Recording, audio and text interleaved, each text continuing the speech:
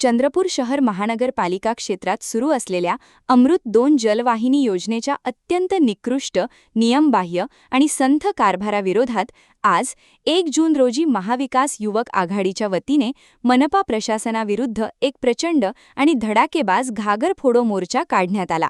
या आंदोलनाने चंद्रपूर महानगरपालिका परिसर चांगलाच हादरून गेला असून संतप्त नागरिकांनी आणि विशेषतः महिलांनी प्रशासनाचा तीव्र निषेध केला। गेल्या 6 महिन्यांपासून युवासेना आणि राष्ट्रवादी काँग्रेसच्या वतीने अमृत योजनेच्या निकृष्ट कामाबाबत संबंधित विभागाकडे सातत्याने निवेदने देऊन दाद मागिली जात होती। थेट उपमुख्यमंत्री, सचिव आणि महाराष्ट्र जल प्राधिकरणाकडेही तक्रारी करण्यात आल्या होत्या। या गंभीर प्रकरणाची दखल घेत मनपा आयुक्त अखनुरी नरेश यांनी स्वतः स्पॉट पंचनामा देखील केला होता।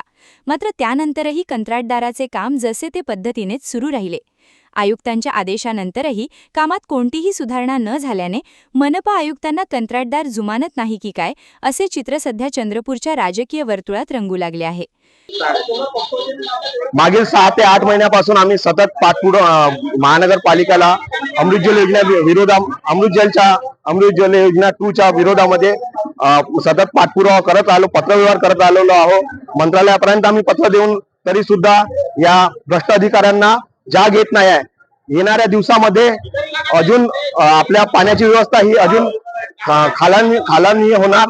यानंतर अगर महानगरपालिका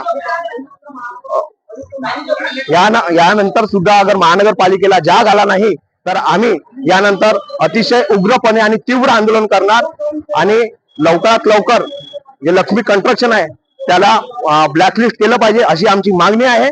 आणि यानंतर महानगरपालिकेनं आणि संबंधित अधिकाऱ्यांनी त्याच्यावर ऍक्शन नाही घेतली तर यापेक्षा तीव्र आंदोलन आम्ही करणार। जय हिंद, जय महाराष्ट्र। मनपा प्रशासनाच्या या अडेलतट्टू आणि निष्काळजी धोरणाचा तीव्र निषेध करण्यासाठी आज महाविकास युवक आघाडी रस्त्यावर उतरली। ऐतिहासिक शिवाजी चौकातून या धडाकेबाज मोर्चाची सुरुवात झाली। मोर्चा महानगरपालिकेत पोहोचल्यानंतर युवासेना जिल्हाप्रमुख विक्रांत सहारे आणि राष्ट्रवादी युवक काँग्रेसचे कार्याध्यक्ष संजय ठाकूर यांच्या नेतृत्वाखाली मनपा उपायुक्तांना एक घागर भेट देऊन तीव्र निषेध नोंदवण्यात आला। यावेळी प्रशासनाला सादर केलेल्या निवेदनात अत्यंत आक्रमक मागण्या करण्यात आल्या। क्या हुआ बहू? माँ, पाइल्स की बहुत तकलीफ हो रही है। तो तुम गुदरोग सर्जन के पास क्यों नहीं गई?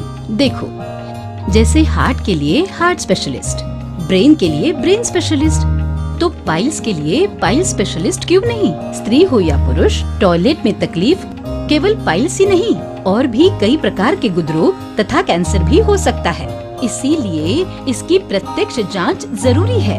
ठीक है माँ, पर जांच के लिए हम जाएंगे कहाँ? वही काले आयुर्वेदिक पाइल्स हॉस्पिटल में। लेकिन माँ, प्रेगनेंसी में पाइल्स की दवाइयाँ? प्रेगनेंसी में आयुर्वेदिक दवाइयाँ सुरक्षित होती है। जनहित में जारी काले आयुर्वेदिक पाइल्स हॉस्पिटल, औषधि चिकित्सा तथा सर्जरी ट्रीटमेंट उपलब्ध। हमारा पता उमरेड रोड, दिघौरी बस स्टॉप के पास, नागपुर। अधिक जानकारी के लिए वेबसाइट पर जाएं kalepileshhospital.com।